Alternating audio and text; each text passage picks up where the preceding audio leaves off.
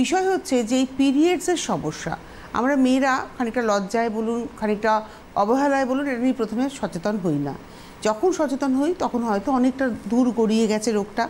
আসুন, এটাও একটা রোগ, আপনার পিরিয়ডস কম হওয়া, বেশি হওয়া, বা আরও এর সঙ্গে অ্যাসোসিয়েট অনেক রোগ রয়েছে, সেইটা নিয়ে আজকে আমরা কথা বলবো। মেনস্ট্রুয়াল প্রবলেম, আসুন এটা নিয়ে আমাদের আজকে আলোচনাটাকে এগিয়ে নিয়ে যাব। শুরু করি। দেখুন, মেনস্ট্রুয়াল আপনি ঠিকই বলেছেন, এটা একটা জার্নি মেনার্কি থেকে মেনোপজ পর্যন্ত। মহিলাদের বা ফিমেল পেশেন্টের এটা আমরা নর্মালি কমপ্লেন্ট পাই। বেসিক্যালি মেনস্ট্রুয়াল সাইকেল এটা 28 দিনে একটা সাইকেল থাকে।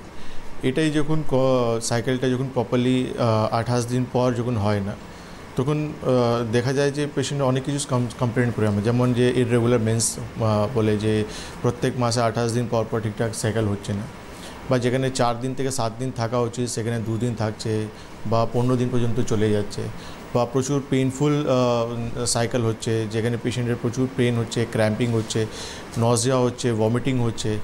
এমন যে সিমটমসগুলো প্রচুর আমরা পেশেন্ট পাই, যারা কিন্তু এই সমস্যা নিয়ে ফেস করছে, চিকিৎসা করাচ্ছে, কিন্তু এখান থেকে বেরিয়ে আসতে পারছে না। মানে কিছু ওষুধের উপর নির্ভর হয়ে গেছে, যে ওষুধ খেলে তাদের সেই প্রবলেমটা ঠিকঠাক থাকছে, ওগুলো ওষুধ বন্ধ করে দেওয়ার পর আবার সেই জায়গায় কিন্তু পেশেন্ট ফিরে চলে যাচ্ছে। একদম, মানে এটা একটা ফেজ আপনি বলছেন, এটা একটা মানে একটা সমস্যা যেটা আমরা পেলাম। তো এই ধরনের সমস্যার পিছনে আর কি কি কারণ থাকতে পারে? দেখুন, কারণ প্রচুর আছে। কারণ ফিমেলদের মেনস্ট্রুয়াল প্রবলেম হওয়ার অনেক কিছু কারণ আছে। মেডিকেল কন্ডিশনে যেমন দেখা যায় পিসিওডি একটা কারণ রয়েছে, মানে পলিসিস্টিক ওভারিয়ান ডিজিজ রয়েছে, এন্ডোমেট্রিওসিস রয়েছে, পিআইডি বলে একটা প্রবলেম রয়েছে, পেলভিক ইনফ্লামেটরি ডিজিজ বলে একটা প্রবলেম, যেখানে ব্যাকটেরিয়াল ইনফেকশন হয়ে যায়। থাইরয়েড সমস্যা যখন হয়, হাইপোথাইরয়েডিজম বা হাইপোথাইরয়েডিজম পেশেন্ট হয়, তখন দেখা যায় এই প্রবলেমগুলো হয়। বা ওভারিয়ান ক্যান্সার হয়ে যাচ্ছে বা ইউটেরাইন ক্যান্সার হচ্ছে, তখন এই সিমটমসগুলো দেখা যাচ্ছে। তো বেসিক্যালি সিমটম দেখার পর আমাদেরকে কজটা খুঁজে বার করতে হয়, যে কী ধরনের সমস্যার জন্য পেশেন্ট এই প্রবলেমটা বা এই সিমটমসগুলো দেখতে পাচ্ছে। অনেক মহিলা রয়েছে যারা কিন্তু নিজে প্রেগনেন্সি ডিলে করার জন্য বার্থ কন্ট্রোল পিল নেয়, যেটা কিন্তু হরমোনের কম্বিনেশনে ওষুধ থাকে, সেটা কন্টিনিউয়াসলি নেওয়ার জন্য নেয়, যখন একটা সময় কিন্তু বন্ধ করে দেয় যে হ্যাঁ এবার আমরা কিন্তু প্রেগনেন্সি নেব প্ল্যানিং করে, কিন্তু সেখানেও দেখা যায় যে ইনরেগুলার মেন্সটা কিন্তু ডিলে হতেই থাকে, সেটা কিন্তু প্রপারলি আসে না। ওবেসিটি একটা কারণ রয়েছে, যাদের কিন্তু প্রচুর শরীরে ওয়েট রয়েছে, তাদের জন্য কিন্তু এই অ্যাবনর্মালিটিস দেখা যায়। যাদের মিসকরেজ বারবার হচ্ছে বা অ্যাবর্শন মতন সমস্যা হয়েছে, সেখানে কিন্তু এই ইররেগুলার মেন্সের সমস্যাগুলো কিন্তু অনেক সময় দেখা যায়। এই ধরুন আমাদের এই মানে মেনার্কি টু মেনোপজ যেটা আমরা বারবারই বলছি, পিরিয়ডস, এটার সঙ্গে তো মানে মান্থলি সাইকেল, এটার সঙ্গে তো সরাসরি আমাদের মানে ইনফার্টিলিটি যুক্ত, মানে জন্ম, মানে কী বলবো, আমাদের সন্তানের জায়গাটা যুক্ত রয়েছে। এখানে দাঁড়িয়ে খানিকটা ইনফার্টিলিটি কি এটার জন্য হতে পারে? অবশ্যই হতে পারে। আমরা বেসিক্যালি সময় দেখতে হবে আপনাকে।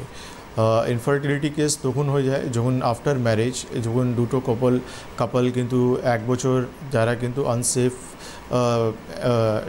ইয়ে করে, যখন মেলামেশা করে, কিন্তু তখন দেখা যায় যে কোনো প্রেগনেন্সি আসছে না 1 বছর। তারপর আমরা দেখা যায় যে আমরা যখন ইনভেস্টিগেশন করি বা পেশেন্ট যখন আমাদের কাছে আসেন, আমরা যে ইনভেস্টিগেশন করি, তখন আমরা দেখি যে পিসিওডি কেস রয়েছে, বা ফ্যালোপিয়ান টিউব ব্লকেজ রয়েছে পেশেন্টের, বা হরমোনাল ডিসব্যালেন্স হয়েছে, বা এএমএইচ বলে একটা হরমোন থাকে, অ্যান্টিমুলেরিয়ান হরমোন, যেটা কিন্তু কম থাকার জন্য প্রেগনেন্সি আসে না পেশেন্টের।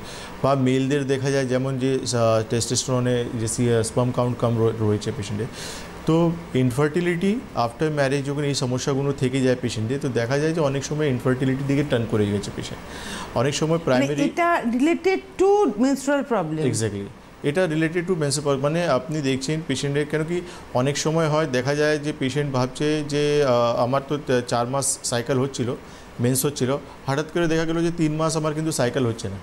পেশেন্ট ভাবলো যে I think I am pregnant, কিন্তু ইনভেস্টিগেশন করতে গেলে দেখা গেল যে না, এটা কিন্তু অন্য কোনো রোগ শরীরে এসে গেছে, তাই জন্য কিন্তু এনার কিন্তু অ্যামিনোরিয়া বলে একটা সমস্যা হয়ে গেছে, কিন্তু মেন্স টোটালি স্টপ হয়ে গেছে। আচ্ছা, তো এই জন্য এই সমস্যাটা রয়েছে, এই সমস্যা নিয়ে অনেক মহিলারা রয়েছে যারা কিন্তু এই প্রবলেমটা কন্টিনিউয়াসলি কিন্তু মেনার্কি থেকে মেনোপজ পর্যন্ত তারা কিন্তু ফেস করেই যাচ্ছে।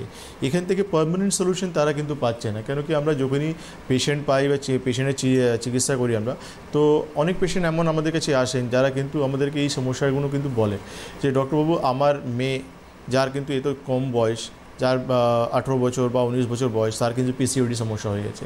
আমরা দেখি যে পেশেন্ট এসেছে আফটার ম্যারেজ, তারা ইনফার্টিলিটি কেস হয়ে গেছে, যার দেখা যাচ্ছে পিসিওডি, এন্ডোমেট্রিওসিস বা ব্লকেজ হয়েছে, টিউব ব্লকেজ হয়েছে, যেখানে পেশেন্টের কিন্তু প্রেগনেন্সি আসছে না।